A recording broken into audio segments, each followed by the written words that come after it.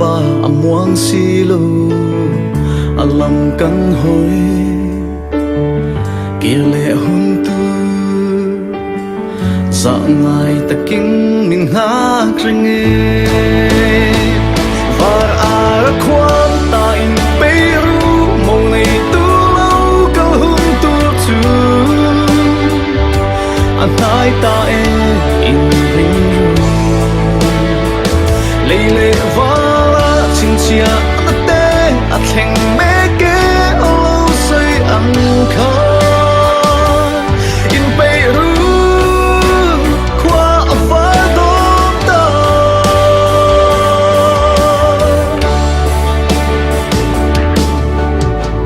ki pui ro pui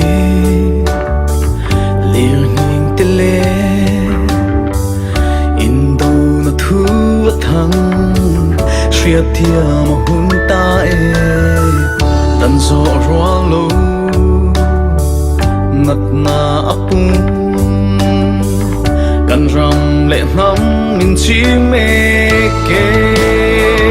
var ar kwan ta in peru mong nei tu lo kal hun tu chu an hai ta in ring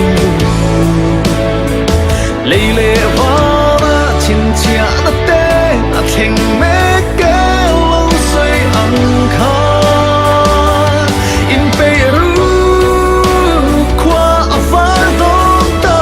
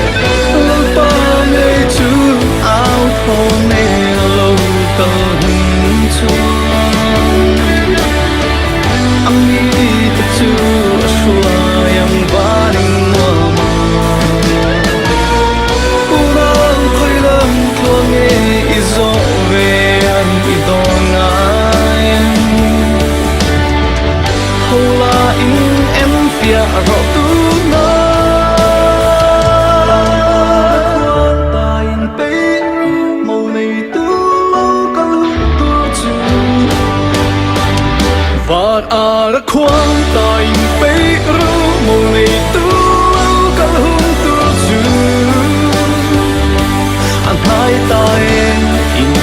ring leile vara chin chia an te a thleng me